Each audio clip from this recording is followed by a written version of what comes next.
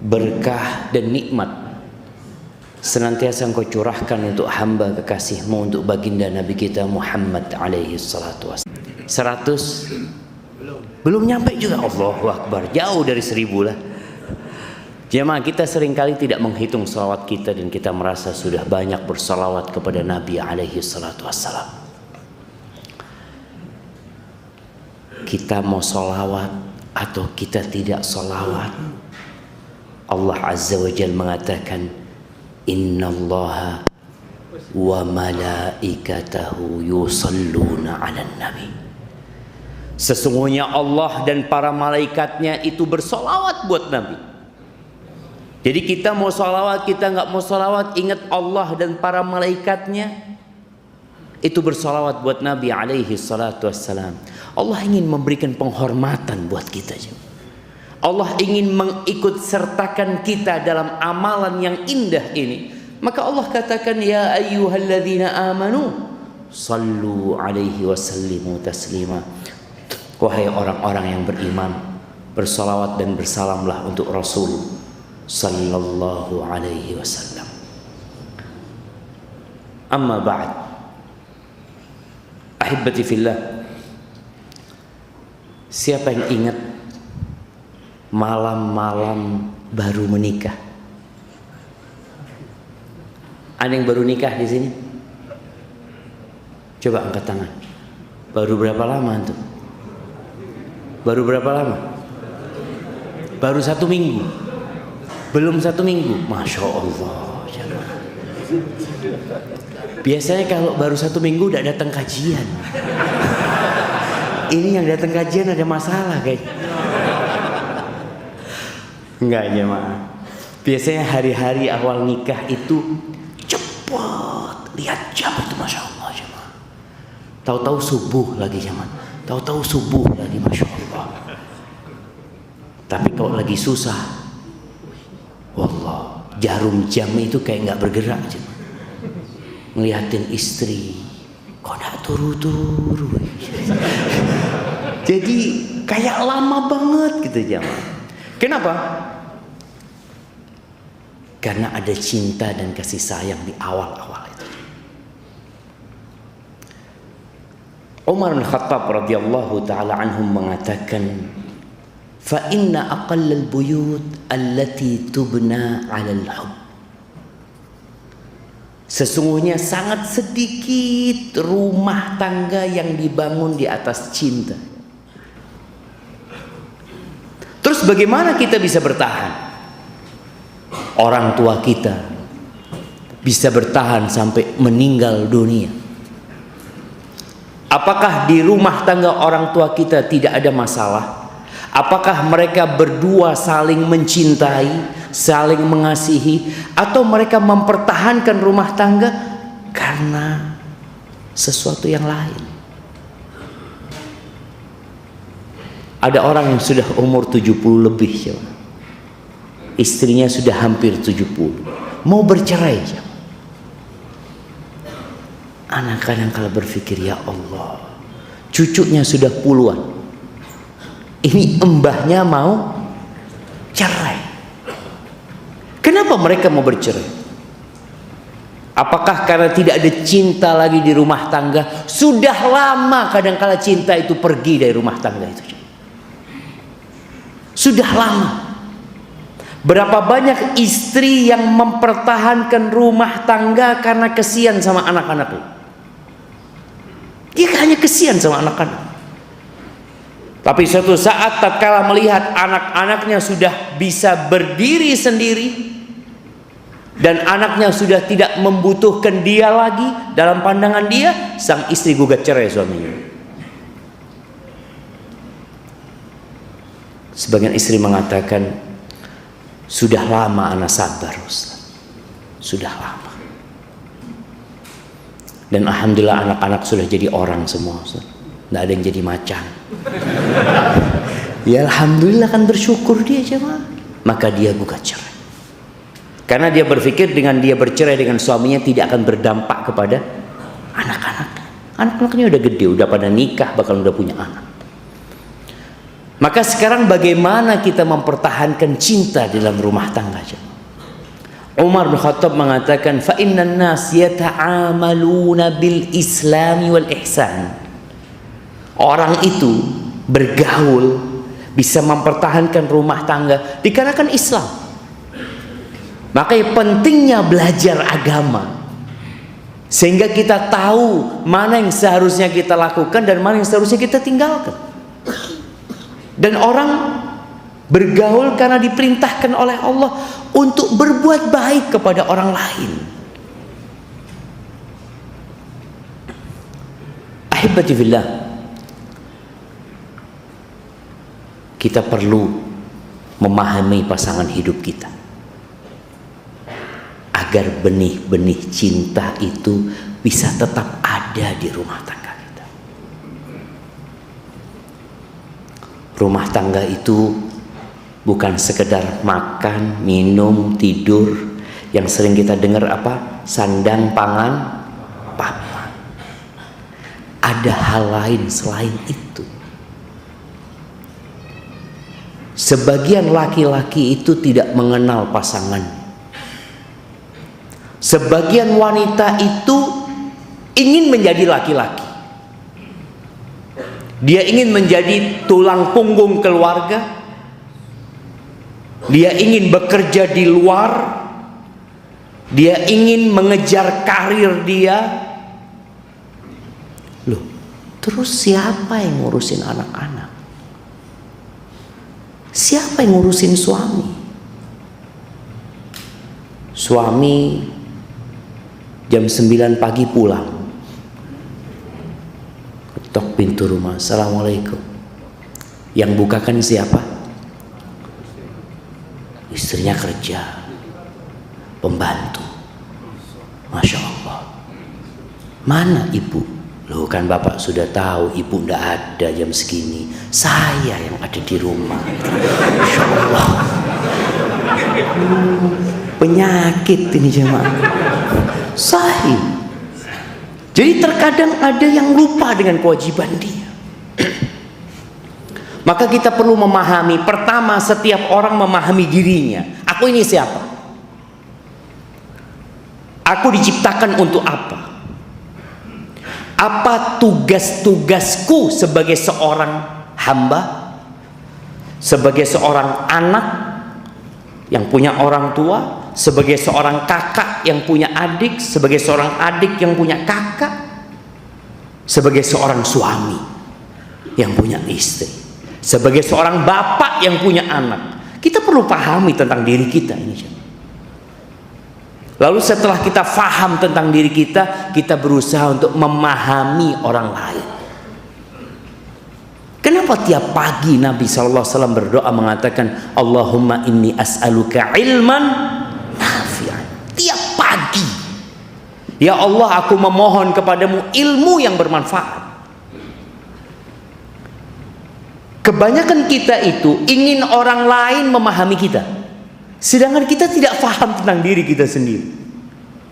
Ingat, fahami diri kita, kemudian fahami orang lain. Bagaimana Nabi alaihi salatu wassalam seringkali menjelaskan tentang tabiat wanita. Perempuan tuh kayak gini, perempuan itu seperti itu, agar para laki-laki faham dengan pasangan hidup dia. Sebagaimana Nabi alaihi salatu wassalam menyuruh para wanita untuk memahami kekurangan dia dan memahami suaminya. Itu dijelaskan. Disinilah benih-benih cinta itu bisa bersemi. Kalau tidak, kita akan berpikir cari ganti. Atau kalau enggak, kita berpikir bagaimana pasangan hidup kita cepat mati. Ada yang takut cari ganti jemaah. Tapi kan kalau mati ya siapa kan Ustaz? Bismillah, insyaallah. Wallah jemaah, ana mendengar sampai kuping ana ini panas. Kadang-kala kalau sudah ada orang mau WA, mau telepon, mau curhat, Ustaz, Allahu Akbar, panas kuping ini. Karena hampir tidak ada yang curhat senang. Kalau senang tidak pernah ngomong sama ustaz. Tidak ada jemaah. Tapi kalau sudah susah dicari, ada yang punya nomor Ustaz Syafiq. Masya Allah. Maka akhirnya mau tidak mau kita harus menyampaikan hal ini agar kita faham dengan pasangan hidup kita. Apa sih ini buat para perempuan dulu? Apa sih yang diinginkan oleh seorang laki-laki dari istrinya? Yang pertama, penghormatan. Bapak-bapak ini mau dihormati apa enggak? Bukan mau, minta dihormati.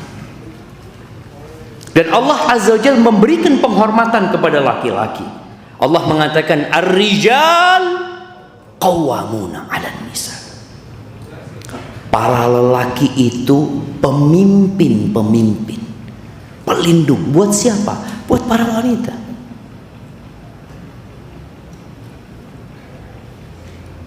Kenapa dia bisa seperti itu? Karena dua hal. Yang pertama, bima faddalallahu ba'dahum 'ala ba'd.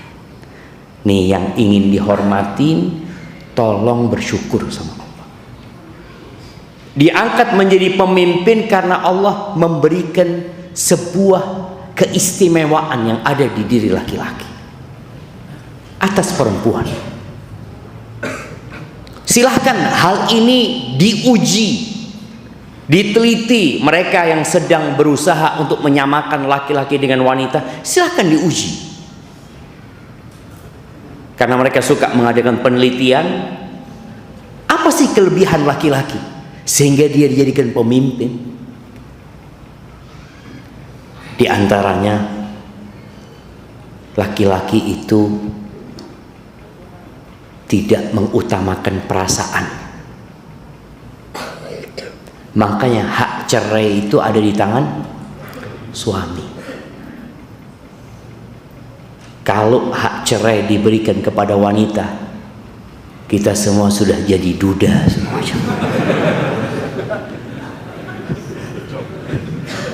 Betul jemaah? Ya, kita jadi duda, datang ke masjid terus ada bojo, ya Allah. Kenapa? Baru diceraikan. Karena perempuan itu lebih mengutamakan perasaannya. Maka Allah berikan hak cerai di tangan suami. Istri boleh mengajukan cerai, tapi dia tidak bisa menceraikan. Nggak bisa. Seorang perempuan yang ditinggal suaminya 55 tahun atau 10 tahun tanpa kabar, apakah otomatis dia menjadi janda? Tidak. 20 tahun? Tidak. 50 tahun Ustaz ditinggal sama suaminya, nggak ada kabar Ustaz. Apakah otomatis jadi janda? Enggak. Harus diurus ke pengadilan, nanti ditetapkan. Kalau memang benar suaminya tidak ada kabar, mungkin suaminya meninggal dunia, siapa yang memutuskan perceraian? Pengadilan.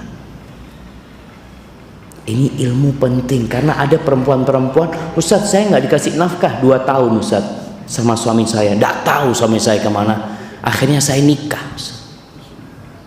Banyak jamaah. Karena keterbatasan ilmu, nggak bisa. Yang kedua, nih yang ingin penghormatan, yang ingin dihargai, wabima anfaqu min amwalihim. Karena laki-laki memberikan nafkah kepada istrinya. Jadi antum diberikan sebuah kelebihan, tapi punya tanggung jawab yang harus dikerjakan.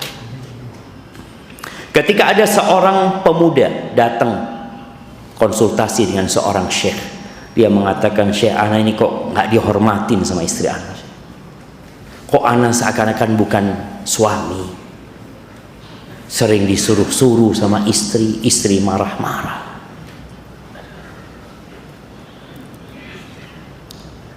Ini kejadian di Arab Saudi. Syekh langsung tanya, antum tinggal di mana? Di rumahnya istri. Oh. Yang kerja siapa? Istri. Jadi yang biayain rumah siapa? Istri. Ya, anak juga berusaha masih iya. Yang ditanyakan posisi sekarang ini istri. Maka Syekh mengingatkan, engkau dikasih kehormatan sama Allah, tapi engkau punya kewajiban memberikan nafkah kepada istri. Walaupun istrinya punya penghasilan. Nih bagi para laki-laki yang kadang-kala istri anak gajinya besar, Ustaz, nggak perlu duit dari anak. Ya nggak perlu, tapi dia punya hak nafkah dari anak. Kalau dia menggugurkan haknya lain lagi. Maka bagi para wanita, tolong hormatin suami. Rasul sallallahu alaihi wasallam mengatakan, "Lau kuntu amiran ahadan ayyasjuda li ahad." Andaikan aku boleh memerintahkan seorang sujud untuk orang lain, li ghairillah, untuk selain Allah Subhanahu wa taala, la amartul mar'ata an tasjuda li zawjiha. Nih para wanita, dengarkan sabda Nabi SAW. Aku akan perintahkan istri sujud kepada suaminya. Kenapa sampai seperti itu? Banyak istri yang kurang menghormatin suaminya. Suaminya datang, "Assalamualaikum." Tidak ada yang jawab. Di bujuku. Dilihat di kamar, turu-turuan nyekel HP. Oh, wis teko. Teko. Wallahi jemaah kadang-kadang nggak menghormatin. Yang seharusnya dia dengar suaminya datang, dia loncat dari ranjangnya, dia sambut suaminya, dia hormati suaminya, dia minta maaf sama suaminya, dia nggak dengar ketukan pintunya atau apalah. Kata Nabi SAW, "Walladzi nafsu Muhammadin biyadih, la tu'addil mar'atu haqqa zawjiha." Demi Allah yang jiwaku berada di tangannya, seorang istri tidak akan pernah menunaikan hak suaminya, au hak rabbiyah, hak Tuhannya, sampai dia menunaikan hak suami. Ingat para wanita, ketika Nabi SAW berkata kepada seorang wanita yang datang konsultasi sama beliau. Selesai konsultasi, Nabi bertanya kepada dia alaihi salatu wassalam, "Adzatu zaujin anti?" Engkau punya suami? Iya, ya Rasulullah. Kaifa anti minhu? Bagaimana sikapmu kepada suamimu? La alu illa ma ajistu. Aku tidak menyia-nyiakan, tidak pernah menyia-nyiakan suamiku, kecuali yang aku tidak mampu gitu. Bayangkan ya, perempuan ini ya, dia berusaha untuk melaksanakan semua kerjaan, memenuhi hak suaminya, kecuali dia nggak mampu.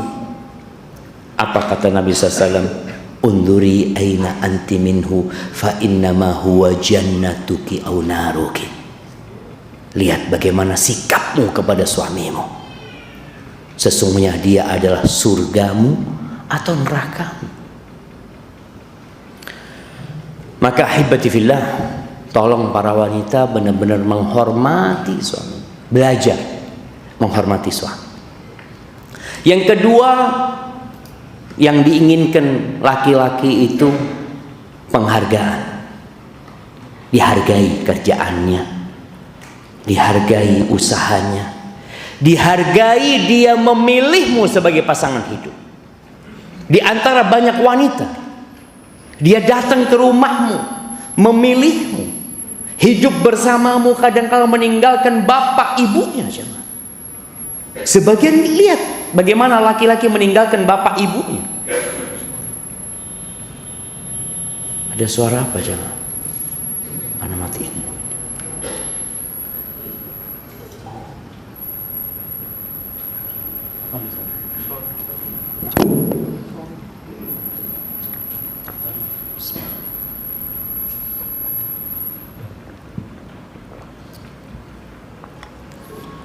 Alhamdulillah. Maka paling tidak wanita ini perlu belajar berterima kasih. Kalau tadi menghormatin, Biasanya kalau bicara penghormatan karena kedudukan, penghargaan karena sesuatu yang dia berikan. Rasul Sallallahu Alaihi Wasallam, ini para laki-laki juga perlu tahu, para wanita juga tahu tentang dirinya. Perempuan itu punya tabiat kurang berterima kasih, kurang bersyukur, kurang menghargai. Kita nih yang jadi bapak, yang punya anak perempuan, perlu mendidik anak perempuan kita agar dia kenal sama diri dia.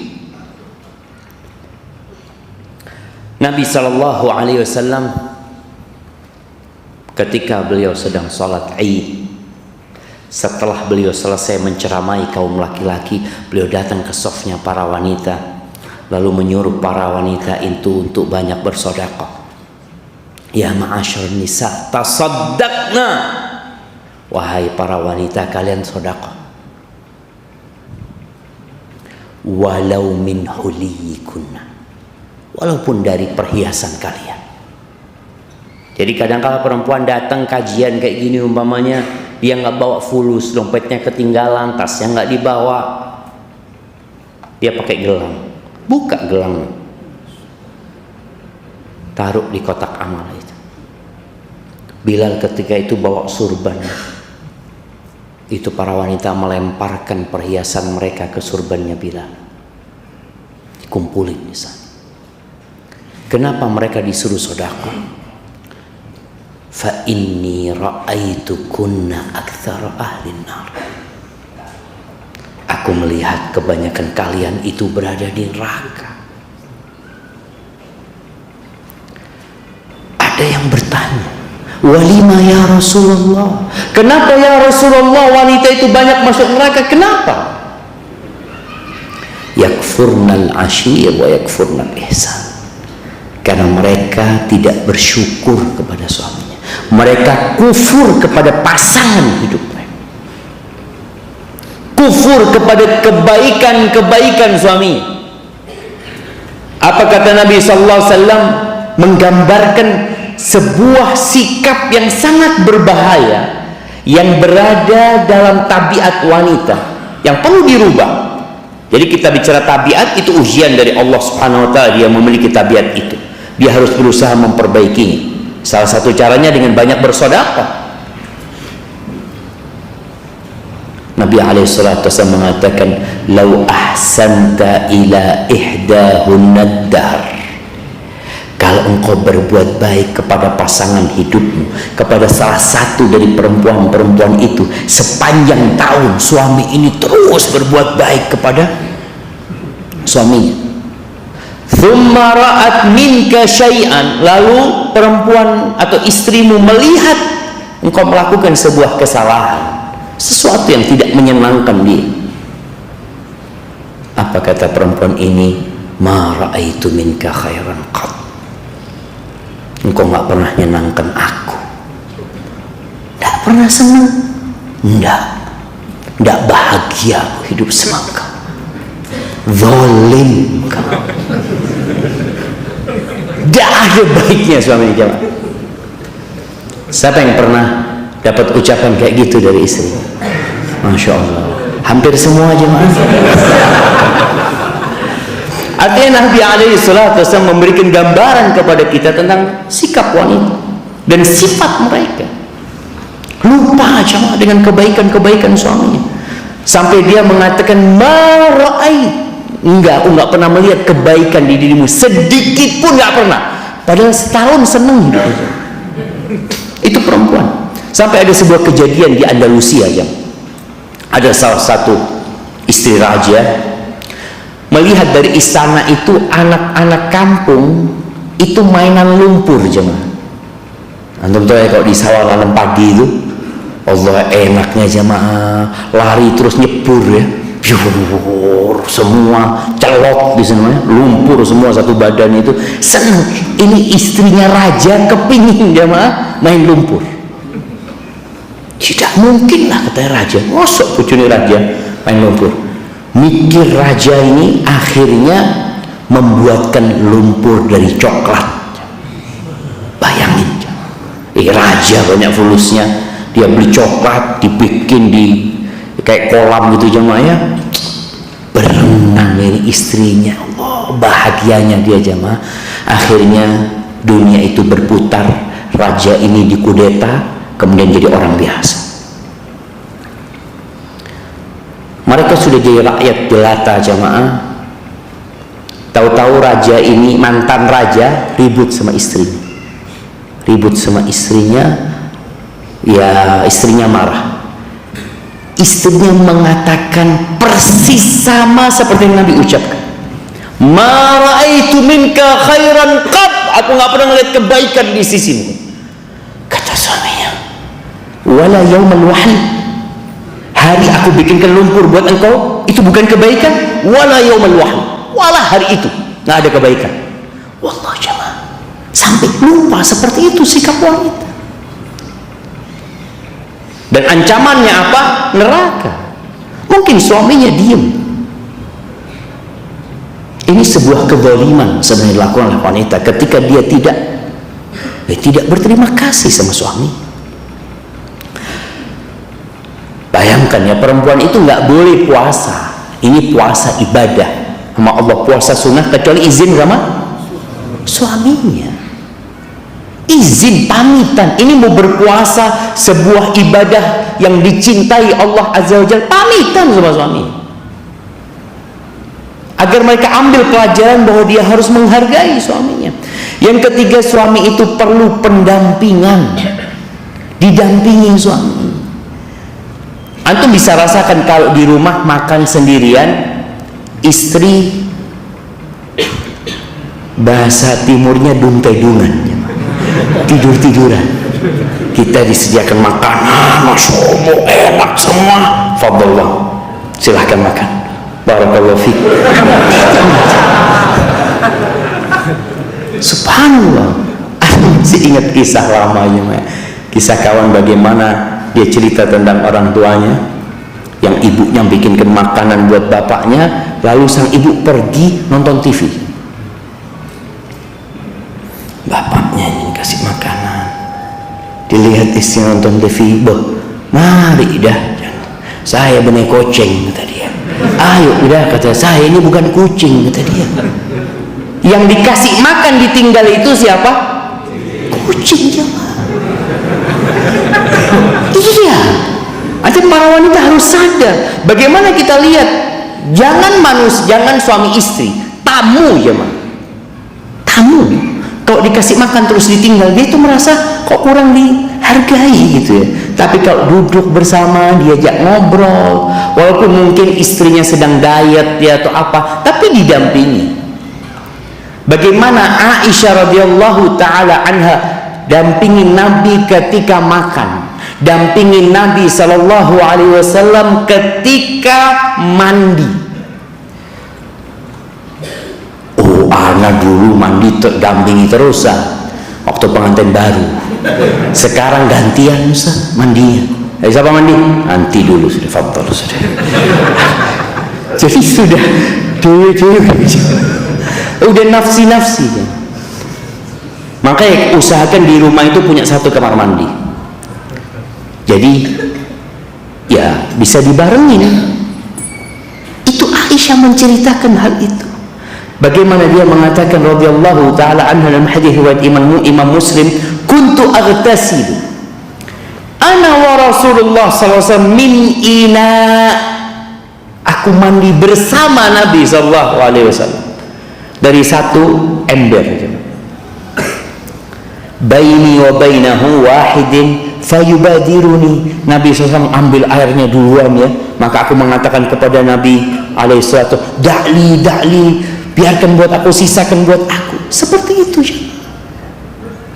Maka para wanita harus belajar, suaminya butuh didampingi, bukan hanya dikasih makan, bukan cuma tadi penghormatan, penghargaan, dia butuh pendampingan. Yang keempat, suami itu ya perlu sesuatu yang menarik. Kenapa Nabi SAW ketika ditanya man khairun nisa, siapa wanita yang paling baik, yang beliau katakan pertama adalah allati idza nadharta ilaiha sarratka, yang kalau engkau memandang kepada dia menyenangkan hati. Aisyah radhiyallahu taala anha kadangkala dia itu pinjam perhiasannya Asma, pinjam dia, karena memang ya dia mungkin nggak punya, Nabi tidak dapat membelikan dia pinjam kalungnya Asma. Berhias untuk siapa? Untuk suaminya. Bagaimana Aisyah radhiyallahu taala anha dia berhias, ya, dia pakai parfum. Pernah sebuah kejadian terjadi, Nabi sallallahu alaihi wasallam marah kepada Sofia, dan hari itu waktunya beliau alaihi salatu wasallam bermalam di rumahnya Sofia. Karena Nabi marah sama Sofia gara-gara kesalahan Sofia datang ke rumahnya Aisyah. Kata Sofia, Aisyah, malam ini aku hadiahkan buat engkau, asalkan engkau bisa bikin Nabi memaafkan aku, ridho sama aku. Kata Aisyah, siap.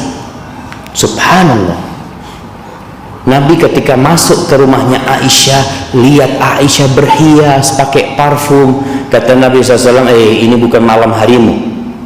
Kata Nabi kepada Aisyah sallallahu alaihi wasallam, apa kata Aisyah? Dzalika fadlullah yu'tihi man yasha. Itu karunia dari Allah, Allah berikan kepada siapa yang Allah kehendaki. Nabi tahu berarti Sofia ngasihkan malam harinya kepada Aisyah. Artinya suami itu suka istri tampak cantik. Maka para wanita dan para suami belikan istrinya, jangan cuma disuruh cantik tapi nggak dibelikan, ya, belikanlah make up umpamanya. Karena terus terang Ana masih sedih ya sampai saat ini, karena sampai yang sudah ngaji pun, yang udah belajar pun, itu banyak di antara mereka cantik kalau ada acara. Betul? Kalau lagi ada pengantin, ya Allah, Cik Ayu nih. Padahal istrinya sendiri. Di Surabaya cerita kawan di Surabaya, ada seorang laki-laki pulang dari kerjanya, jalan kaki dia menuju ke rumahnya. Dia lihat ada seorang perempuan cantik naik becak, jemaah, senyum-senyum sama dia. Dia senyum. Sopo ya? Setelah dia perhatikan, bojoku tadi.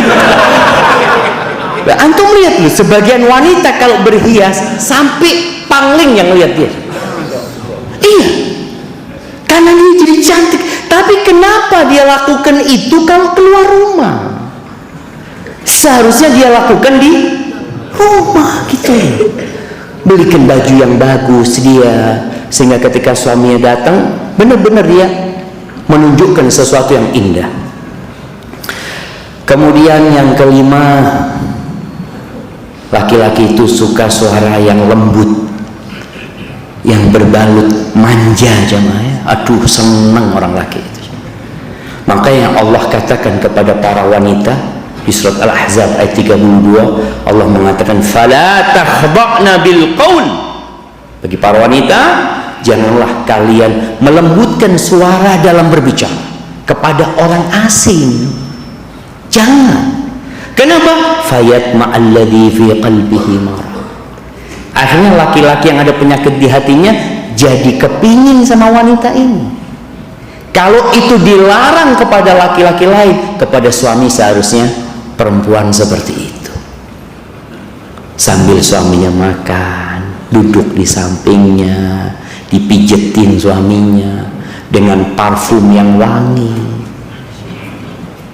Itu suami insya Allah nggak kepingin keluar rumah, jemaah. Kenapa banyak suami kalau sampai rumah kepingin keluar lagi, jemaah?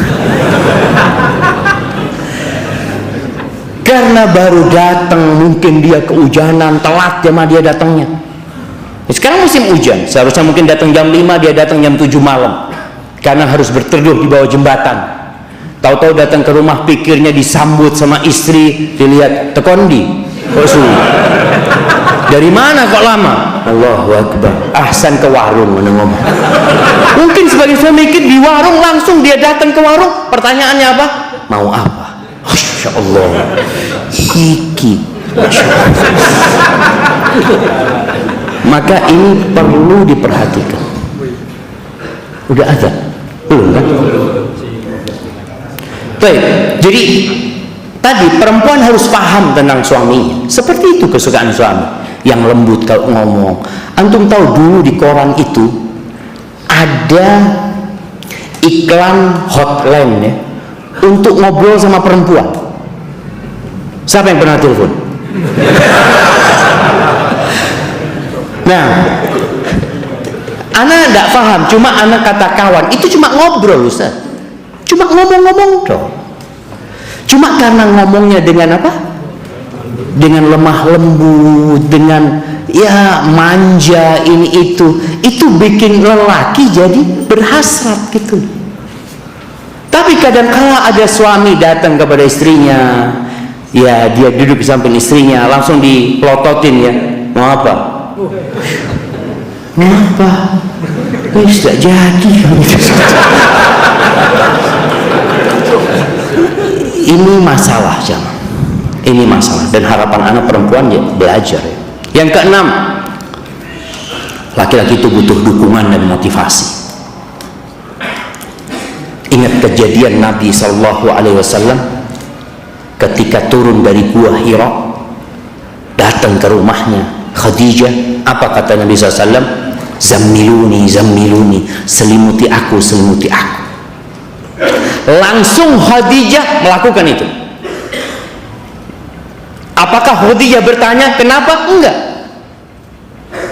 Ini penting buat para wanita. Ketika suaminya minta sesuatu dan engkau mampu untuk memberikan sesuatu itu, berikan tanpa bertanya. Diselimuti Nabi SAW sampai Nabi tenang. Kemudian Nabi cerita Nabi SAW tentang apa yang dialami. Bukan Khadijah bertanya ya, enggak. Ini adab seorang istri. Padahal kita lihat bagaimana Khadijah itu yang kaya raya, tapi dia tetap menghormati suami. Bagaimana dia memberikan dukungan kepada suami.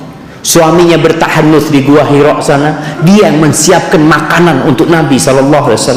Nabi datang dalam kondisi cemas, takut, khawatir, dia yang menenangkan Rasul SAW. Benar-benar memberikan motivasi kepada Nabi SAW, dan itu perlu diberikan oleh para wanita. Ketika suaminya kena musibah, ketika suaminya di PHK, ketika suaminya ada masalah, seorang wanita hadir di samping suami untuk menguatkan suaminya, bukan malah kabur meninggalkan suami. Kemudian yang ketujuh, suami itu suka wanita yang hormat, yang menjaga kehormatan diri, yang ditutup auratnya, yang tidak suka ngobrol sama laki-laki kecuali ketika ada perlunya. Karena ada perempuan yang gampangan, jangan. Tahu-tahu suaminya pulang, mana istriku? Goncengan mbek tonggo, goncengan sama tonggo kemana gitu? Tidak minta antarkan ke depan, ada perlu. Suami ini suami yang benar, jangan. Ada suami yang dayuth, yang sudah tidak punya lagi rasa cemburu. Istrinya ngobrol sama siapa, berduaan sama siapa, dia nggak lagi cemburu. Makanya terus terang banyak peristiwa perzinaan di kantor-kantor, di tempat-tempat kerja, antara laki-laki dengan teman kerjanya yang perempuan. Itu karena ada pembiaran dari suami. Dia nggak mau biasa, lu tidak biasa. Setan itu tidak pernah tidur siang. Oh, tidak mungkin Ustaz istri saya melakukan itu. Iya, kalau di rumah tidak mungkin, betul. Di luar, wallahu a'lam. Ada satu kawan cerita, dia pernah punya masalah sama istrinya, akhirnya dia tidur di hotel. Ketika dia tidur di hotel, hampir 10 hari dia tidur di hotel, dia melihat, ya Allah Ustaz, banyak teman-teman kerja anak ternyata pulang kerja itu na'udzubillah berzina sama teman kerjanya. Kapan dia tahu? Ketika anak tinggal di hotel, berangkat hotel, pulang. Jadi memang pulang kerja nggak langsung ke rumah, pulang ke hotel. Mereka seruang kerja jemaah, ngobrol, ketawa-ketawa bareng ya, Kadang-kala perjalanan dinas bareng, Ustaz jangan suudzon. Kita nggak suudzon jemaah. Tapi Allah kasih tahu kita tentang setan ini nggak pernah tidur siang. Setan itu terus menggoda manusia. Maka suami suka istri yang menjaga kehormatan dirinya. Kalau engkau dapat suami yang tidak lagi cemburu sama dirimu, berarti suamimu bermasalah. Boleh jadi dia mau ganti istri, atau dia memang sudah punya simpanan yang lain. Kalau dia nggak cemburu sama orang. Kemudian yang kedelapan, suami itu ingin istri yang mendidik anak-anaknya, bukan anak-anak diserahkan kepada orang lain. Bagaimana bahagia suami pulang kerja lihat istrinya ngajarin ngaji, lihat istrinya ngajarin nulis anaknya, ngelihat istrinya sedang memberikan tugas kepada anak-anaknya. Dia akan gembira, dia akan berbangga di hadapan kawan-kawannya tentang pasangan hidup dia. Tapi kalau punya istri yang sekedar pandai mencari uang, ya bukan sebuah kehebatan jemaah. Karena seharusnya tuh suami yang cari duit gitu. Bukan Islam melarang wanita cari duit, tidak. Boleh, selama dia menjalankan tugasnya sebagai istri dengan baik, menjalankan tugasnya sebagai ibu dengan cara yang baik. Kemudian yang terakhir, suami itu ingin cinta. Jadi kalau sang istri sudah mengatakan aku sudah gak cinta sama suamiku, jangan sampai ucapan itu terdengar sama suamimu. Kadang-kadang ada perempuan yang curhat deh sama orang lain tentang rumah tangga dia, lalu dia mengatakan aku ini sebenarnya udah gak suka sama suamiku. Itu bahaya kalau nanti terdengar sama suami.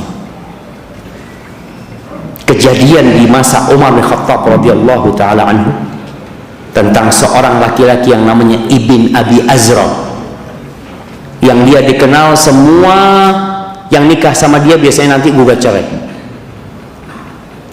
Ternyata penyebabnya, kalau dia tanya sama istrinya, engkau cinta sama aku enggak? Istrinya ngomong enggak. Akhirnya dipanggil istrinya sama Umar bin Khattab radhiyallahu anhu. Apakah engkau yang mengatakan kepada suamimu engkau nggak cinta sama suami? Iya ya Amirul Mukminin, soalnya dia sumpah minta dengan nama Allah. Apa boleh aku bohong? Kata Umar bin Khattab, nggak apa-apa engkau bohong. Dalam urusan cinta antara suami istri ini. Jadi kalau engkau ditanya, Dek, engkau cinta sama aku? Ya Allah Mas, tidak ada laki-laki lain di hatiku Mas. Kalau engkau belah dadaku, terukir namamu Mas. Padahal sudah hilang namanya di hati. Tapi gak masalah dengan hal seperti itu. Tapi kalau yang diinginkan istri, tadi Anda sebutkan, yang terakhir, yang nomor 10 jamaah, yang diinginkan suami dari istri itu anak yang banyak. Betul bapak-bapak? Iya. Kalau ada orang yang gak kepingin punya anak banyak, dia bermasalah sebenarnya. Boleh jadi ada masalah dengan pemikiran dia terpengaruh dengan budaya dan peradaban orang lain. Karena Allah sebutkan dalam Al-Quranul Karim tentang bagaimana kecintaan manusia kepada anak. Al-malu wal banun zinatul hayatid dunya. Harta dan anak-anak itu perhiasan kehidupan dunia. Bagaimana Allah katakan wa takathurun fil amwali wal aulad. Kehidupan dunia ini banyak-banyakan harta dan anak. Antum lihat kalau orang tanya, antum berapa anaknya? Oh, alhamdulillah 12. Masya Allah. Antum bisa lihat ya bagaimana dengan dia. Ini kehidupan seperti ini. Maka kalau ada perempuan yang diajak hamil lagi nggak mau, ya apa aja?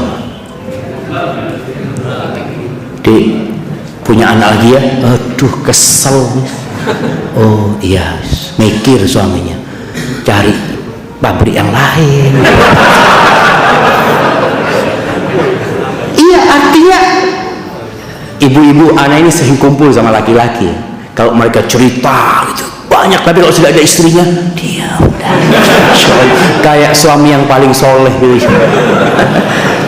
Kepingin punya anak banyak itu, kepingin. Dia ngelihat anak-anaknya udah pada gede semua, ya Allah ya.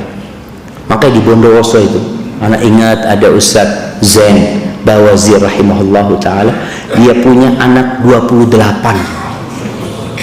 dari satu istri. Antum ngomong sama istri, kita seperempatnya aja. Bismillah. Berapa seperempatnya? 7. Allah, ini sebuah anugerah dari Allah ketika antum punya anak, dididik dengan baik, mendoakan antum jadi aset. Makanya kadang-kadang seorang suami, kalau anak tanya, antum berapa anaknya? 2. Loh, kok cuma 2? Iya, istri anak gak mau lagi, Ustaz. Boleh jadi dia gak mau lagi karena dia harus bekerja cari duit juga gitu. Dia hamil, melahirkan, nyusui, nyari duit juga. Pantes ya ma, kalau di dunia luar sana banyak wanita yang gak mau punya anak karena memang dia harus menanggung biaya hidup dia sendiri. Tapi dalam Islam, siapa yang harus menanggung biaya hidup itu? Perempuan, suami. Kalau dia melahirkan, siapa yang bayarin? Suami. Kalau dia punya anak, siapa yang ngurusin? Suami. Semuanya kewajiban suami. Baik, adapun yang diinginkan perempuan dari laki-laki, maka yang pertama cinta. Cinta. Perempuan itu takut jamaah, suaminya nggak cinta lagi sama dia. Kadangkala perempuan itu marah, ini itu macam-macam, tapi tetap dia ingin cinta suami. Makanya Rasul Shallallahu Alaihi Wasallam ketika ditanya tentang Aisyah,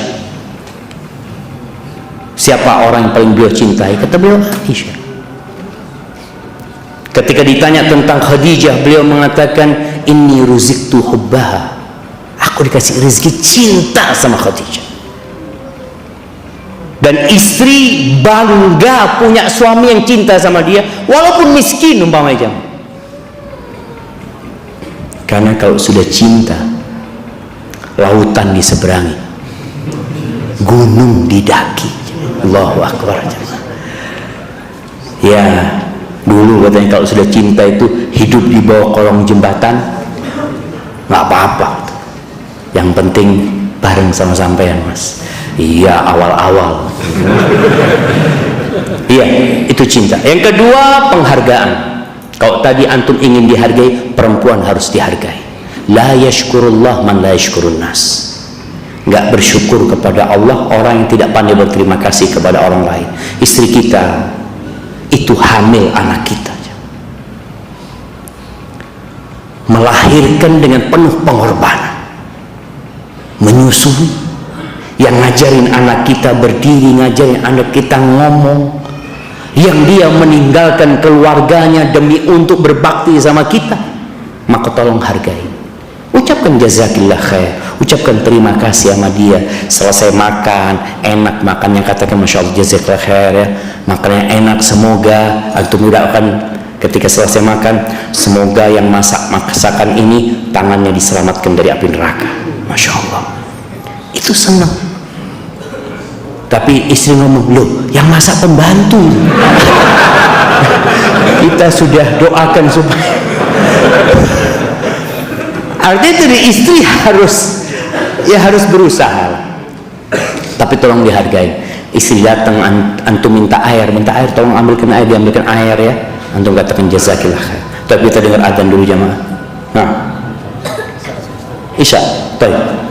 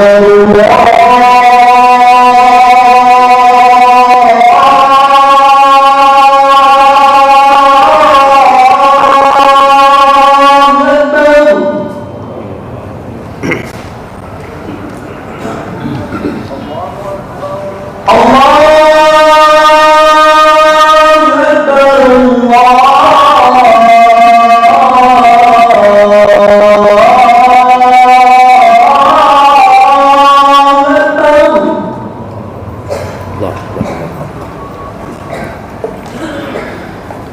Asyhadu an la ilaha illallah.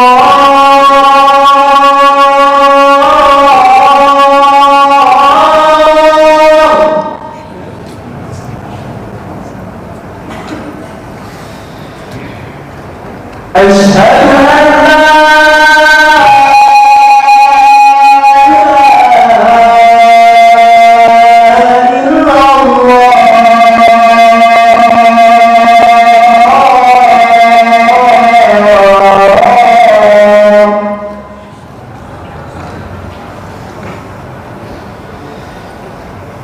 أشهد أن محمدًا رسول الله.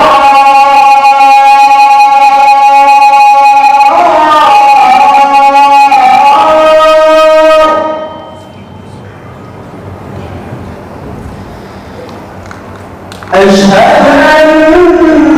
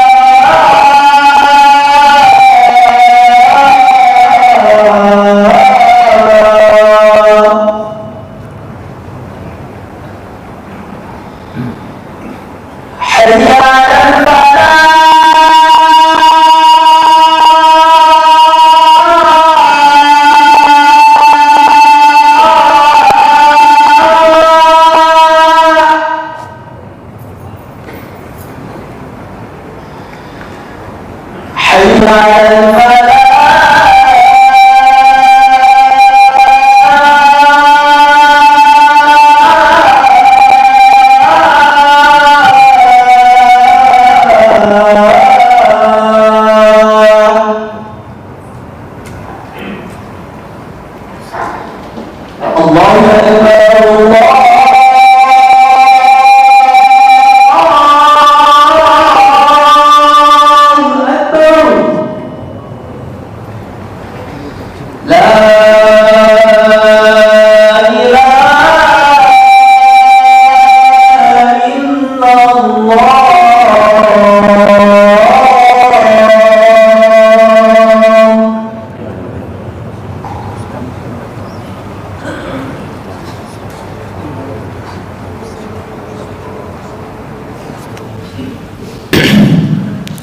Allahumma salli wa sallim ala Muhammad. Baik, kita lanjutkan jamaah sebentar.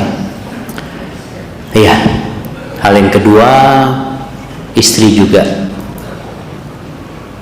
ingin dihargai usaha dia. Antum berikan penghargaan kepada dia. Mungkin dia tidak pernah ikut perlombaan-perlombaan di luar sana. Ini ujian ya, Masya Allah. Allahumma shayban nafi'an.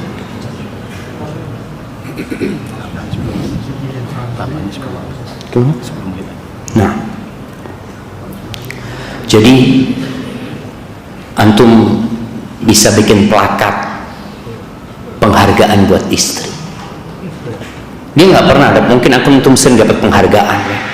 Antum datang bikin plakat 100.000, mungkin 150.000 penghargaan buat istriku yang mendampingiku selama berapa tahun umpamanya. Anaknya sukses, antum berikan penghargaan buat istri, kasih hadiah dia umpamanya. Yang ketiga, perhatian. Istri kepingin diperhatikan. Selain dia didampingi, anak pernah haji bersama jenderal-jenderalnya, bintang 1, bintang 2 waktu itu. 2 istri jenderal itu ngomong sama anak, Taufik, katanya waktu itu masih mahasiswa, engkau sampaikan kepada para suami itu, wallah katanya, kalau bicara nafkah udah lebih yang diberikan sama suami kepada kita. Tapi kita bukan hanya perlu nafkah, kita perlu perhatian dari mereka gitu. Maka tolong para suami, selain sibuk bekerja cari nafkah, berikan perhatian kepada istri. Paling tidak datang ke rumah, bantu urusan kerjaan rumah umpamanya sama dia, duduk sama dia, mendampingi dia. Perempuan itu juga ingin didengarkan isi hatinya. Nabi SAW kalau pulang ke rumah nggak langsung tidur, beliau masih mendengarkan cerita istrinya. Bahkan kadang-kadang cerita istrinya panjang. Nabi mendengarkan SAW. Insya Allah Nabi sudah tahu cerita itu, tapi beliau menjadi pendengar sejati. Kita kadang-kadang istri kita cerita, oh sudah tahu, anak sudah baca beritanya. Astagfirullahaladzim. Antum jadilah pendengar yang baik. Antum dengarkan walaupun antum sudah tahu. Setelah itu antum baru kasih komentar yang menunjukkan bahwa antum memang mendengarkan. Kadang-kadang istri diranjang cerita, antum jadikan cerita pembawa tidur. Dia cerita, antum bismillahirrahmanirrahim amut. Maka tolong berikan perhatian kepada dia, dengarkan isi hatinya. Ingin diikut sertakan dalam kesenangan suami, ingin. Antum kalau di luar makan enak, bungkusinlah buat istri. Nabi SAW itu pernah di rumahnya didatengin oleh orang Ansor, tetangga Nabi yang berdarah Persia. Dia pintar masak. Dia datang ke rumah Nabi SAW mengatakan, ya Rasulullah, aku masak buat engkau ya Rasulullah, tafadhol engkau ke rumah. Apa kata Nabi SAW? Ini diundang juga enggak? Menunjuk kepada Aisyah radhiyallahu anha. Enggak ya Rasulullah, engkau saja. Oh kalau gitu aku enggak datang, kata Nabi SAW. Akhirnya balik nih orang, datang lagi ke rumah Nabi SAW. Ya Rasulullah, ayolah ya Rasul, engkau datang ya Rasulullah, aku sudah masak enak masakan. Ini diundang enggak? Enggak.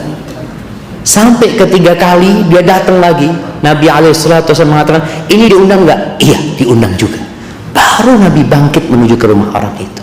Jadi kita harus tahu, ketika antum senang di luar sana, jangan cuma fotonya dikirim ke istri, makanan enak, tapi bungkusin gitu loh jamaah. Kemudian ingin suasana santai yang menyenangkan di rumah. Ketika 11 perempuan cerita tentang suaminya, salah satunya cerita, suamiku itu keluar rumah seperti singa. Zauji idza kharaja asid wa idza dakhala fahid wa la yas'al amma ahid. Suamiku kalau keluar seperti singa, tapi kalau di rumah seperti macan, dan dia tidak bertanya apa yang dia tinggalkan. Ini pujian buat suaminya. Suaminya itu untuk hal-hal yang remeh, kesalahan-kesalahan remeh, istrinya aduh nggak diurus sama dia, nggak digubris. Dan dia langsung ke pertanyaan. Dan dia tidak menanyakan apa yang dia tinggalkan. Artinya ada suami yang tidak terlalu perhitungan sama istrinya. Maka jadilah antum suami yang seperti itu. Dan istri itu suka suami yang dermawan. Antum wallahi kalaupun antum ganteng jemaah, tapi bakhil, mungkin gugat cerai istri antum. Maka jadi suami yang dermawan sama istrinya. Baik, anak akan masuk ke pertanyaan yang masuk jemaah. Ada pertanyaan yang menarik ini jemaah ya. Pertanyaan ini mengatakan, Assalamualaikum Ustaz. Waalaikumsalam warahmatullahi wabarakatuh. Afwan, ana seorang istri. Alhamdulillah, ana punya adik madu. Insyaallah jemaah. Allah, istri kedua itu disebut madu, tapi rasanya pahit. Itu menurut sebagian perempuan, tapi namanya madu jemaah. Tapi ada madu pahit memang jamaahnya. Tapi perempuan ini masya Allah jamaah, ketika dia menyebutkan istri kedua suaminya, apa bahasa dia? Adik madu. Semoga dia dijaga sama Allah SWT. Yang anak tanyakan, suami anak itu jika sedang bertengkar, ini kayaknya rutin jamaah, jika sedang bertengkar dengan anak maupun adik madu, selalu ungkit-ungkit, apa ya bahasa Indonesianya ya, suaminya selalu ungkit-ungkit nafkahnya, katanya kita para istri nggak ada syukurnya, sudah dapat rumah, perhiasan, baju dan lain-lain. Tidak hanya kepada istri-istrinya, biasanya juga ungkit-ungkit juga kepada saudara-saudaranya Ustaz. Jadi apakah suami anak ini zalim Ustaz? Nah, Allah mengatakan ya ayyuhalladzina amanu la tubatilu sadaqatikum bil manni wal adha. Wahai orang-orang beriman, kalian jangan menggugurkan sedekah kalian dengan dua hal. Bil manni wal adha, dengan mengungkit-ungkit dan menyakiti. Suami kalau kasih istri itu harus ikhlas, baru dapat pahala. Kata Nabi SAW, hatta luqmah tarfa'uha ila fimra'atik tabtaghi wajh Allah, sampai sesuap makanan yang kau angkat buat istrimu ke mulut dia, ambilkan makanan ditaruh di mulutnya istri, engkau berharap karunia Allah, perjumpaan dengan Allah, ditulis sedekah sama Allah, ditulis pahala. Maka suami pun nggak boleh mengungkit-ungkit apa yang dia berikan. Cuma kan ini dari salah satu pihak ya, istri yang mengatakan itu. Maka mungkin anti perlu memberikan nasihat kepada suaminya untuk menanyakan kepada ustadz lah. Lalu nasihat anak kepada para istri, kalau suami sedang marah hendaklah istri diam. Sebaliknya, kalau istri marah suami yang diam. Apabila menginginkan rumah tangganya berjalan dengan baik. Dan para suami juga harus tahu, ingat, perempuan bukan hanya ingin nafkah, tapi dia ingin perhatian, dia ingin cinta, dia ingin mendapatkan pendampingan. Hadza wallahu a'lam bishawab. Semoga Ustaz selalu dalam kebaikan, limpah taufik dan dimudahkan segala urusan. Amin. Mohon nasihatnya Ustaz. Ana baru saja kehilangan ibu karena terkena COVID-19. Dan 4 bulan setelahnya ana kehilangan ayah ana karena kecelakaan. Sejak saat itu ana terpukul dan futur dalam beribadah dan menuntut ilmu. Alhamdulillah Allah memberikan ana istri dan anak saat ini. Namun ana masih saja merasa futur, tidak ada semangat. Ana merasa dunia sudah tidak seindah ketika ada kedua orang tua ana. Ana belum sempat maksimal mengajak kedua orang tua ana mengenal sunnah. Mohon nasihatnya Ustaz. Subhanallah. Ketahuilah bahwasanya takdir Allah itu nggak ada yang salah. Takdir Allah itu penuh dengan hikmah. Dan hendaklah kita berbaik sangka sama Allah ketika Allah mengambil orang tua kita. Semoga kepergian mereka menuju tempat yang lebih indah. Antum bisa bayangin jamaah, ketika orang itu orang soleh yang meninggal dunia, kuburan itu akan diluaskan sepanjang mata memandang. Dan boleh jadi ada orang mungkin yang jahat yang meninggal dunia, mungkin umurnya masih muda dia meninggal dunia. Mudah-mudahan itu juga sebagai tanda kasih sayang Allah supaya dia nggak tambah banyak dosanya. Maka dicukupkan di umur itu, umur dia. Maka hendaklah kau berbaik sangka sama Allah ketika memang keduanya telah pergi meninggal dunia. Bagaimana engkau sekarang berusaha untuk menghafalkan Al-Quran agar engkau dapat memberikan mahkota buat kedua orang tuamu. Bagaimana engkau sekarang berusaha untuk menuntut ilmu agar engkau dapat memberikan manfaat kepada orang lain dan orang tuamu, mudah-mudahan kecipratan pahalanya. Kalau memang engkau mengatakan tadi ingin berbakti sama orang tua, ini kesempatan sekarang, bukan malah futur gitu. Dan mungkin engkau salah kawan juga, berusaha untuk duduk dengan kawan-kawan yang soleh ya.